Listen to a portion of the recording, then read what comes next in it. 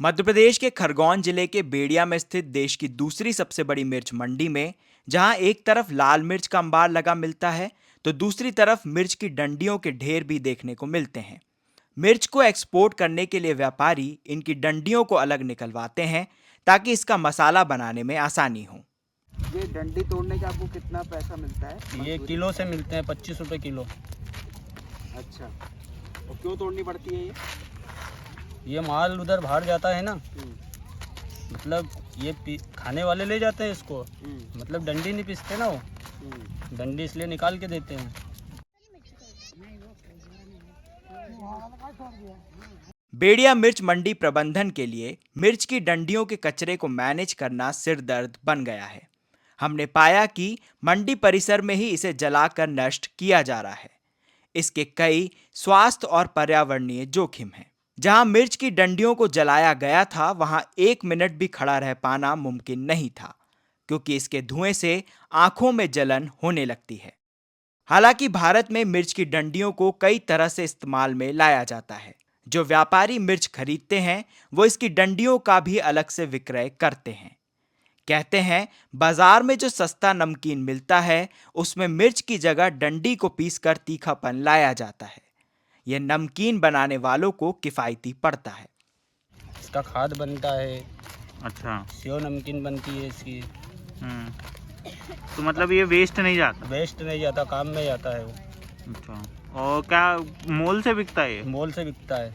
क्या रेट होता है? इसका रेट होता है 3000 रुपये कुंटल, 2000 रुपये कुंटल, समय के हिसाब से उसका भाव रहता है। इसके अलावा मिर्च की डंडियों का इस्तेमाल किसान खाद बनाने में भी करते हैं।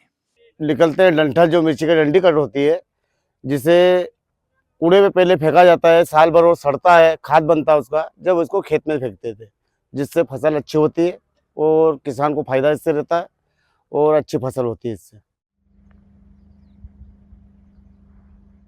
हालांकि बेंगलोर की क्राइस्ट यूनिवर्सिटी के रिसर्चर मृदुल उमेश और आदित्य शंकर ने अपनी रिसर्च में बताया है कि मिर्च के डंठलों से निकलने वाले वेस्ट का इस्तेमाल खेतों में करना या इसे जलाना कई पर्यावरणीय और स्वास्थ्य संबंधी चुनौतियां पैदा कर सकता है। फिर सवाल उठता है कि इस वेस्ट का प्रबंधन कैसे किया जाए कि इससे पर्यावरण को नुकसान ना हो।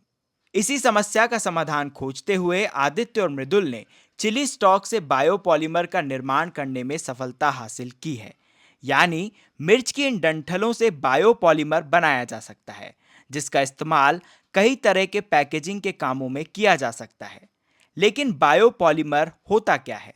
अभी तक हम पैकेजिंग के लिए ज्यादातर प्लास्टिक और सिंथेटिक मटेरियल का इस्तेमाल कर रहे हैं, जो पेट्रोकेमिकल से प्राप्त सिंथेटिक पॉलीमर से बने होते हैं। पॉलीमर लंबी चेन या रिपीट की जा सकने वाली स्ट्रक्चरल यूनिट के नेटवर्क से बने पदार्थ होते हैं, जो मोनोमर नामक छोटे मॉलिक्यूल से प्राप्त होते हैं। हम पॉलीमर्स नेचुरल और सिंथेटिक दोनों सोर्स से एक्सट्रैक्ट कर सकते हैं। प्लास्टिक के पर्यावरणीय जोखिम की वजह से दुनिया सिंथेटिक पॉलीमर्स को छोड़कर अब बायोपॉलीमर्स बनाने में जुटी हुई है, ताकि प्लास्टिक पैकेजिंग से निजात पाई जा सके। आदित्य और मृदुल ने चिली स्टॉक से सेल्यूलोस नामक बायोपॉलीमर एक्सट्रैक्ट किया है, जिसका इस्तेमाल भविष्य में biomedical implants, pharmaceuticals, drug delivery और कॉस्मेटिक्स जैसे क्षेत्रों में हो सकता है।